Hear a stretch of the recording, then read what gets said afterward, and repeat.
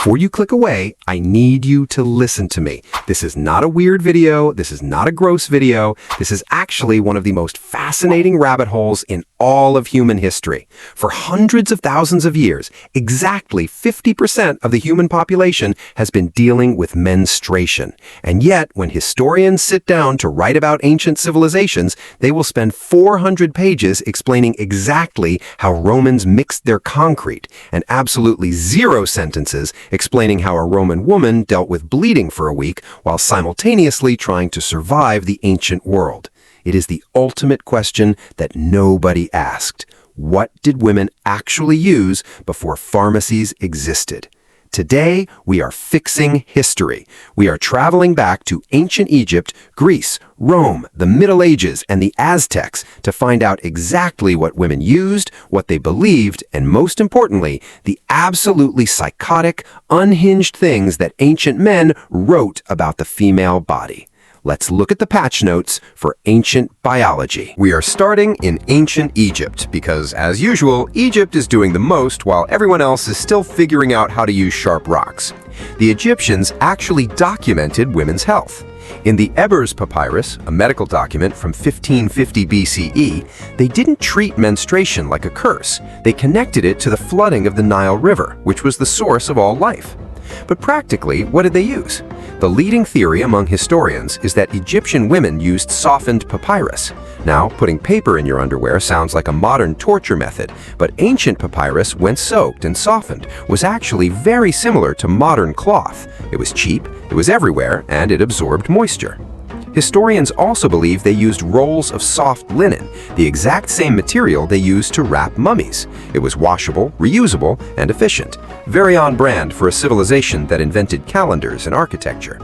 But compare Egypt's normality to what comes next, and you will understand why history is a comedy show. Welcome to ancient Greece, the birthplace of democracy, philosophy, mathematics, and without a doubt, the most spectacularly wrong ideas about the human body ever committed to paper. Let's talk about Aristotle, one of the greatest minds in Western history. Aristotle wrote about menstruation at length, and his conclusion was something else. Aristotle believed that menstrual blood was literally just failed semen. Yes, he believed that women's bodies tried to produce semen just like men, but because women were biologically colder and weaker, the cooking process failed, and the result was menstrual blood. This wasn't a joke. This was mainstream scientific consensus for centuries. But ignoring what men were writing in their fantasy scrolls, what were Greek women actually doing? They used wool. In a society built around sheep farming, Greek women fashioned small wool plugs. These were essentially the earliest tampons. They also wore heavy belts and loincloths to hold absorbent materials in place. Not glamorous, but it kept them moving. Next up, Rome, the empire of aqueducts, gladiators, and a guy named Pliny the Elder.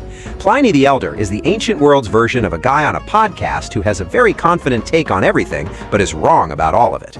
In his 37-volume encyclopedia, Pliny wrote that a menstruating woman was basically a walking biological weapon. He wrote that if a woman on her period walked through a farm, the crops would instantly die. He claimed she could blunt swords by touching them, turn wine into vinegar, kill bees, and, my personal favorite, repel hailstorms and tornadoes. Ancient Rome literally believed women on their periods were the X-Men. Obviously, regular Roman women knew this was nonsense. Life had to go on. To handle their periods, Roman women likely turned to the ocean, the Mediterranean sponge. It was naturally soft, incredibly absorbent, and completely reusable after a quick wash. Wealthy Roman women had slaves prepare fine linens and sponges for them, while poor women used rough rags, a class divide that literally existed in every civilization on Earth. Before we go to the Middle Ages, we need to talk about the biggest obstacle women faced. It wasn't a lack of materials, it was taboo.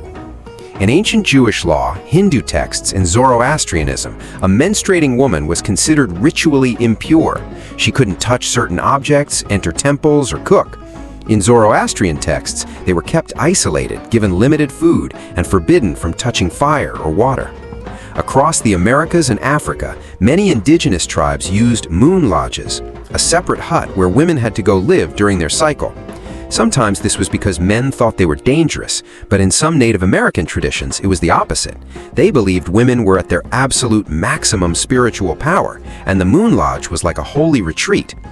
But practically, if you were banished to a hut for a week, you didn't have access to premium materials. You used whatever leaves, rags, or moss you brought with you. Let's jump to medieval Europe.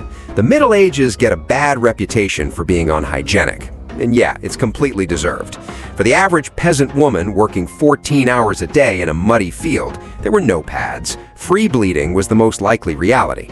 They wore thick, dark wool skirts and multiple layers. Stopping daily life to deal with a period was a luxury they simply could not afford. But paradoxically, medieval doctors actually wanted women to bleed. Thanks to ancient medicine, they believed stopping a period would cause poison to build up in the body. If a woman missed her period, herbalists would give her strong herbs like pennyroyal to force her to bleed. Meanwhile, across the ocean, the Aztecs were being incredibly resourceful. Aztec women used the fibers of the maguey plant, the exact same plant used to make tequila. It was soft, absorbent, and completely natural.